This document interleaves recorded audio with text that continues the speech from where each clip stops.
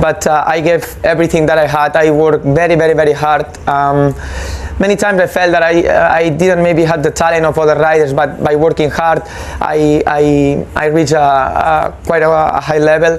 And yeah, once again with Aprilia, seeing all of these memories, the last 2-3 seasons were amazing. I mean, I was dreaming. So this is why one of the reasons that I decided to stop is because for me it's enough. Halo teman-teman semuanya, kali ini kita akan ngomongin Alex Espargaro yang memang udah memutuskan gitu ya pensiun di tahun 2025 tuh. Alasan dari Alex Espargaro tuh sebenarnya dia merasa sudah cukup gitu ya. Karena waktu kemarin di seri-seri sebelumnya, kemudian juga di musim kemarin, dia bersama Aprilia memang bisa dibilang performanya cukup baik gitu. Dan dia merasa memang sudah cukup untuk mendapatkan itu dan dia merasa apa ya? Oh, udahlah gitu. Gue pengen lebih sama family gue gitu. Nah, kita sudah sama Albi juga yang akan ngebahas si Alex Espargaro ini. Terlebih sempet di musim kemarin ya, dia emang agak blunder juga dan juga sempet nangis di pojokan si Alex Espargaro ini. Tapi kita lihat gitu, apa-apa aja yang menjadi catatan Albi gitu terkait dengan Alex Espargaro ini. Oke, jadi ini apa judulnya Tribute to Alex Espargaro gitu ya. Salam perpisahan ataupun pembahasan mengenang jasa-jasa Pak RT buat kita penonton MotoGP. Ya, Alex Espargaro tuh apa ya? Figur yang memang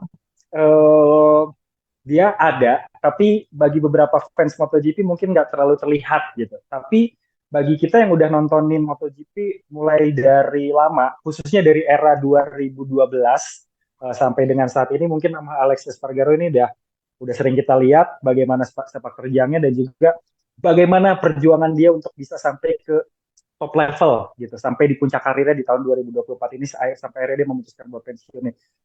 Alex Espargaro itu sebenarnya udah pernah terjun di MotoGP di tahun 2009 dan 2010 Dream. Dia sebenarnya pernah menggantikan beberapa pembalap yang absen pada saat itu karena posisinya dia waktu itu masih di Moto2. Lalu dia dapat promosi buat gantiin pembalap di Pramac Ducati. Waktu itu pembalapnya siapa lupa, di 2009 dan 2010 gitu. Jadi total ada 2 atau 3 kali dia balapan.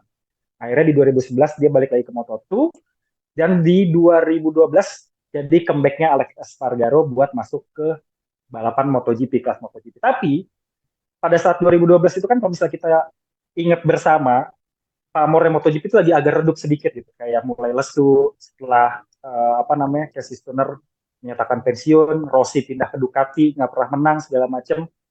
Akhirnya kan Dorna bikin tim CRT tuh, Climbing Rule Team ya kan, yang mana itu adalah motor-motor superbike dikasih rangka prototype dan juga timnya juga tim open class gitu. Jadi kayak ini sebenarnya secara spek nggak sama MotoGP, tapi dimasukin ke kelas yang sama dengan MotoGP. Dan menariknya Alex Espargaro dari total sekitar 7 pembalap CRT, dia yang dapat gelar juara dunia CRT di 2012.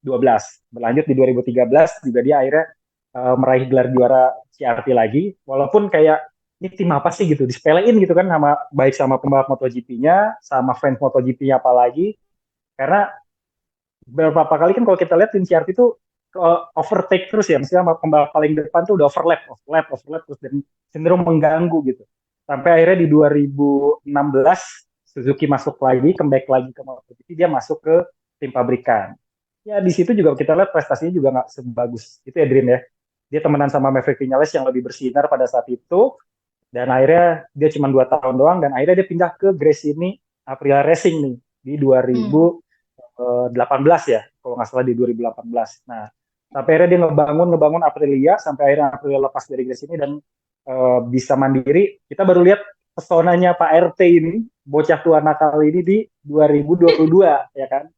Sampai dia akhirnya kan berapa kali podium tuh, total kalau nggak salah 6 kali podium, 1 kali kemenangan di Argentina. Dan bikin emes gitu, motor Aprilia-nya juga bagus secara desain, terus Pak RT juga bisa ngebawa dengan baik gitu. Dan bahkan dia sesumber di media-media, dia pernah bilang, siapa saat ini kontender calon kuat penantang Peko gitu? Gue gitu. Dengan PD dia bilang kayak gitu.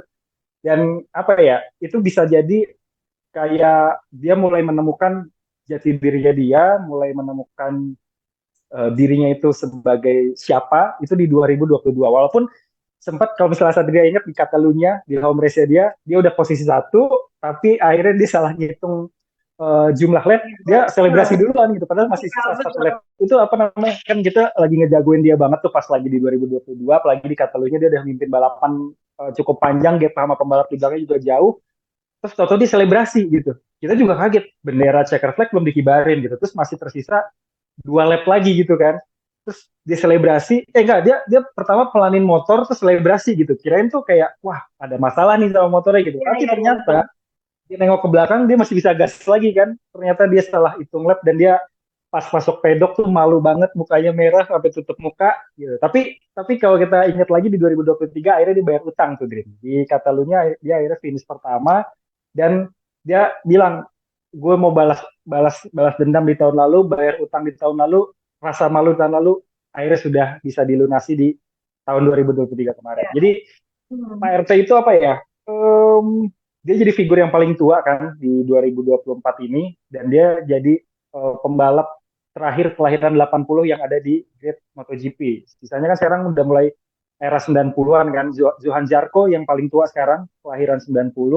Yang paling mudanya ada Raul Fernandez kelahiran 2000 sama Pedro Acosta 2004 gitu. Jadi mulai transisi nih dari generasi 80-an terus full di generasi 90-an dan mulai masuk generasi 2000-an. Tahun depan ketambahan sama Fermin Aldeguer. Jadi bilang Pak RT itu sebenarnya ada beberapa hal, dua hal. Yang pertama adalah kenapa dia dipanggil Pak RT? Biasanya kan kalau di komplek-komplek itu Pak RT kan yang paling tua atau dituakan, ya kan? Makanya dia dipanggil sebagai Pak RT. Tapi ini khusus sama fans Indonesia aja sih sebenarnya dipanggil Pak RT. Nah, tapi dia menjadi ketua geng itu karena dia tinggal di satu wilayah di Andorra, itu komplek itu isinya pembalap MotoGP semua dan dia paling tua di situ. Di komplek itu ada Juan Mir, ada Fabio Quartararo, ada Paul Espargaro adanya, terus juga ada Jorge Martin dan juga ada Fermin Aldeguer. Karena kan Fermin Aldeguer juga ngejadiin si Alex Espargaro sebagai apa ya, mentornya dia. Dan dia tinggal satu komplek gitu, makanya disebut Pak RT. Jadi selain karena tua, dia tinggal di komplek yang isinya pembalap MotoGP semua, dan dia yang paling tua, makanya dia dipanggil Pak RT gitu. Itu sih asal-usulnya gitu. Sebenarnya juga kelihatan ya, pas lagi perpisahannya si Alex Espargaro ini, Jorge Martin tuh apa ya, emosional gitu ya. Dia juga sempat menitik air mata kayak berkaca-kaca matanya gitu sebenarnya si Jorge Martin ini sampai memeluk juga si Alex Espargaro gitu. Ternyata dia tuh satu komplek ya sama Satu Jorge komplek, Martin. tetanggaan. Gitu ya. Bener banget. Jadi mereka tuh satu komplek dan mereka tuh deket banget gitu, kayak ya kakak sama adik lah gitu, kayak dia sama Paul Espargaro, sama dia kayak ke Horner juga deket gitu. Jadi sebenarnya walaupun di lintasan dia dikenal emosi apa tukang marah-marah, terutama sama Franco Morbidelli ya kan. Tapi di komunitasnya dia di Andorra itu, ketika dia menjabat sebagai Pak RT, dia itu sebagai pengayom. Gitu. Makanya dia disenangi dan gak heran ketika kemarin dia menyatakan akan pensiun di akhir tahun 2024 ini, orang-orang terdekatnya kayak Jorge Martin tuh ikut nangis juga gitu, emosional juga karena ya berpisah lah gitu di track. Gitu. Tapi ngelihat dia pensiun, kayaknya udah wajar juga ya, maksudnya udah hampir 40 tahun kan, udah 35 lebih kalau nggak salah, dan dia udah mencapai puncak karirnya dia lah, jadi kayak gue udah klimaks nih walaupun belum juara dunia MotoGP, tapi udah pernah juara dunia CRT gitu kan, setidaknya dia udah pernah menghibur, fansnya dia udah, followersnya dia di Instagram udah lebih dari 1 juta, dan dia emang rajanya viral juga kan di Indonesia kan. Gitu. Makanya sampai akhirnya waktu kemarin juga seperti yang kalau nggak salah di seri Mandalika ya, dia bilang kalau misalnya followers Instagram aku udah 1 juta, gue bakal kasih helm kan sebenarnya, sampai Iya akhirnya benar. juga ada yang dapet helm beneran. Kalau si Alex Espargaro ini sebenarnya minat juga buat jadi test rider ya. Tapi Oh bukan iya benar. bukan di Ducati katanya gitu. Nah, kalau Aldi dapat informasinya, misalkan gitu ya, dia memang mau jadi test rider, tapi kemana? Apakah ke Aprilia lagi atau? Bukan Kak, sorry, Paling bukan cocok ke Ducati, Aprilia. Bukan test ridernya Aprilia.